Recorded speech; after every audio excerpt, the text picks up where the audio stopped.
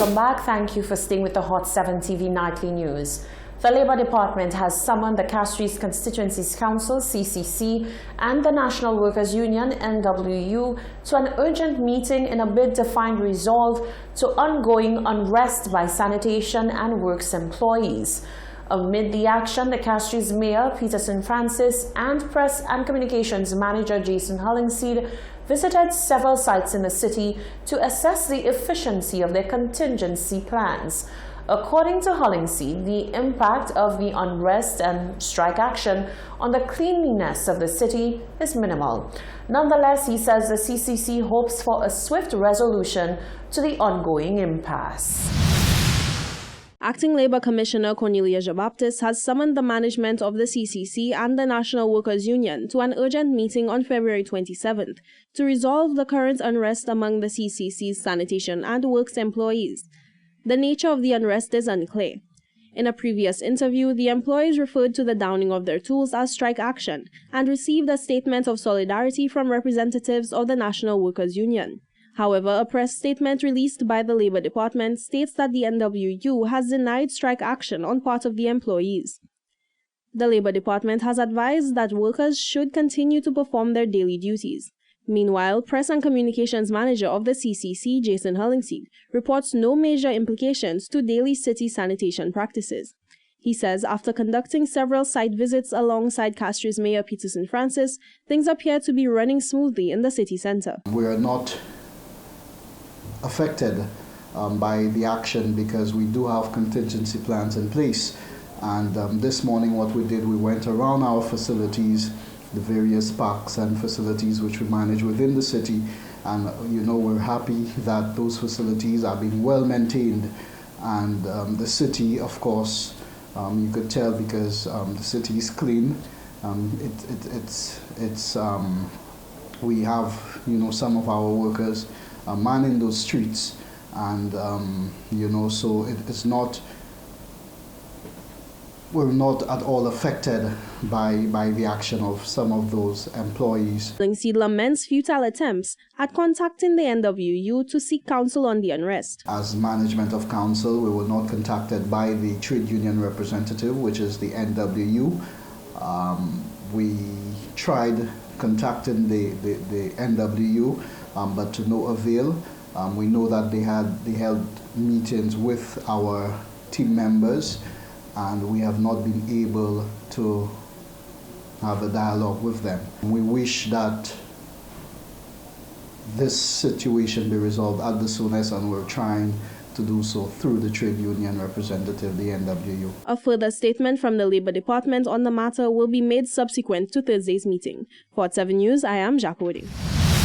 The recent visit of a Trinidadian dancehall artiste has left a sour taste in the mouth of one women's rights activist. Concerns have been raised after the artist leaked a number of videos of his sexual escapades with young local females. Raise Your Voice St. Lucia President Catherine Seeley says the government needs to step in to take promoters to task for such incidents, and artists should be made to sign a morality clause to protect St. Lucian women. The Artiste Boy Boy has been a topic of controversy in St. Lucia since he was named on a schedule to headline an event on the official roster for the island's 41st independence anniversary. When the announcement was made, this stirred up a major outcry as the Trinidad-born artist had a list of hits, including his breakout hit Die Die Die, that many considered to be non-conducive for such a patriotic event. All the fuss seemed to die down after he was removed from the official independence calendar. However, he made the headlines again after he allegedly leaked videos of his sexual romps with young local females, videos that eventually went viral. Raise Your Voice President Catherine Seeley said steps must be taken to hold him accountable for his actions. There are precedents for this, and it happened in Trinidad, where somebody who posted a video, a private video of somebody, was charged and convicted in the court. So I am certainly sure the government of St. Lucia know what to do, because this entire thing is a crime. And it is a crime that could have been avoided if, when there was the outcry on social media about what that man was singing, they had removed him from the lineup and prevent him from coming to St. Lucia. This would not happen. Something needs to be done about this. And the mothers and relatives of these children need to camp out at the office of the Commissioner of Police, because the Commissioner of Police and them were very, very active when the allegations were made against one of their own, and the person is facing serious criminal charges in the High Court. Seeley said in addition to taking steps to make the artist pay for his indiscretions, the powers that be need to put measures in place to prevent future exploitation of St. Lucian women by foreign artists. The government of St. Lucia need to hold the promoters feet to the fire, so to speak. However, to do that, they need to implement policies that would include a morality clause in those contracts before you can come to St. Lucia. So when you come to St. Lucia, you know there is that clause. If you do these things, you have to be accountable. The government needs to put policies in place, number one, and the government needs to hold the promoters feet to the fire so that we can stop this kind of victimization of women and girls in St. Lucia. Women and girls get killed. If they don't get killed, they get sexually exploited. Yet the government does not speak. You don't hear Gail Rigobert speaking about issues affecting women, but she wants to capitalize on women's issues on International Women's Day. You don't hear the Prime Minister speaking about issues affecting women, but he will want women to support and work in his campaign. Women in St. Lucia need to be asking, what am I doing this one? What's in it for me? Earlier rumors surrounded the leaked videos indicated that at least one of the females is underage. This has since been disputed and is yet to be proven. Reporting for Hot 7 News, I'm Rochelle Gonzalez. According to Deputy President General of the National Workers Union, Solis Myers, the February 25th meeting with Housing Minister Guy Joseph had long been anticipated. On the agenda were several outstanding issues reported by employees of the NHC and the NWU's concerns with the appointment of a new chairman. Jacques Wooding reports on the meeting. The National Workers Union, bargaining agent for the employees of the National Housing Corporation, sought audience with Minister for Housing Guy Joseph for over 3 months to no avail. Finally, on Tuesday, February 25th, the minister met with representatives of the NWU as well as a contingent of NHC employees. NWU Secretary General Johan Haywood spoke with our cameras after emerging from what he described as a fruitful discussion with Minister Joseph. As it relates to the whole status of the NHC, the future of the NHC and the operations of the NHC, we've been trying to address some matters there now for, as you would very well imagine, almost a year now. But we were able to find common ground on certain issues this morning. I think we were able to set up more or less a framework through which we will proceed going forward. The union is going to be submitting some documentation to the minister based on what he requested this morning. He indicated that there's a new board that is in place. They will be having their preliminary meetings this week. And he should be getting back to us sometime next week so that we can get everything off the ground and resolve the issues that we have. Deputy President General of the NWU, Solis Myers, said the meeting held a great significance as the resolution of smaller outstanding issues will make way for meaningful intervention into further unrest at the NHC. It's really huge, because at the end of the day, he is the line minister. And once you bring the matters before him, he, hopefully will have the authority to basically bring a finalization, like I said, and resolution to everything. So we're really pleased that he was able to accept one of the days we proposed, and we're very hopeful with the staff, because all of them are here as well, to bring some sort of end to this, because it's been going on for too long. We need to get it concluded and move forward to deal with the bigger issues facing NHC. The NWU anticipates the announcement of a new chairperson following the first meeting of the NHC board. For Hot 7 News, I am Jacques Wooding. One member of the church is asking members of society to step up and look out for each other by speaking up when they have witnessed or have information about crimes. Reverend Seth Ampadu says this is the Christian way, and society needs a reintroduction to religion in order to work on the different aspects of the crime problem.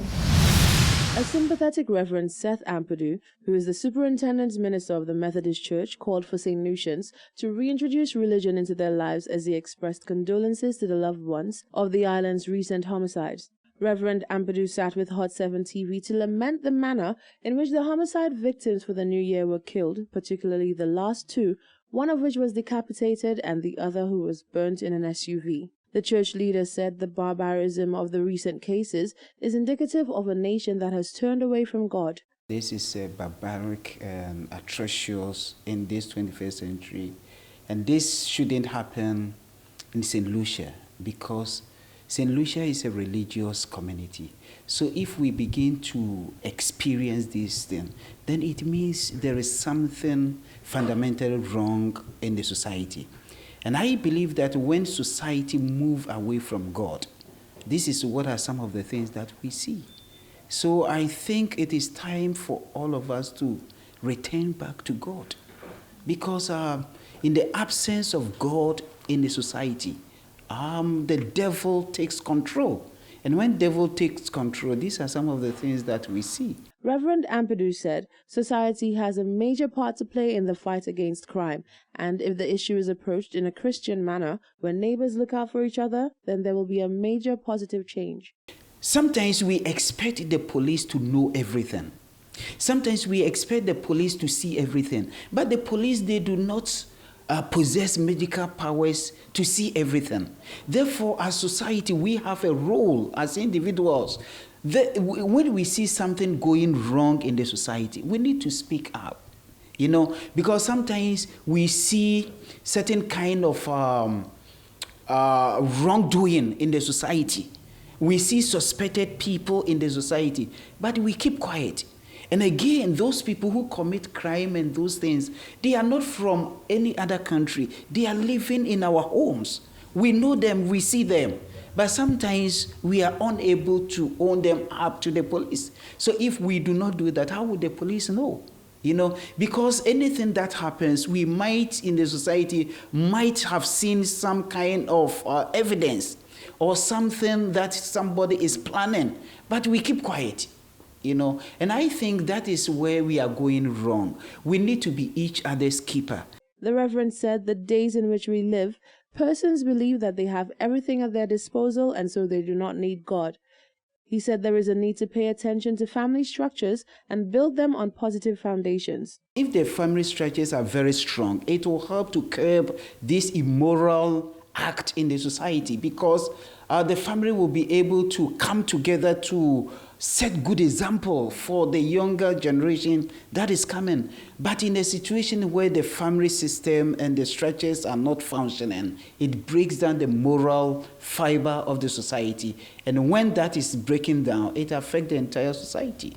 According to the Reverend, the church plays an active role in reaching out, especially to the youth of society. However, there is only so much that they can do, and so society needs to do their part as well.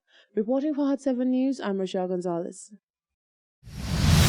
This is the Hot 7 TV Nightly News. Stay with us. There's more coming up after the break.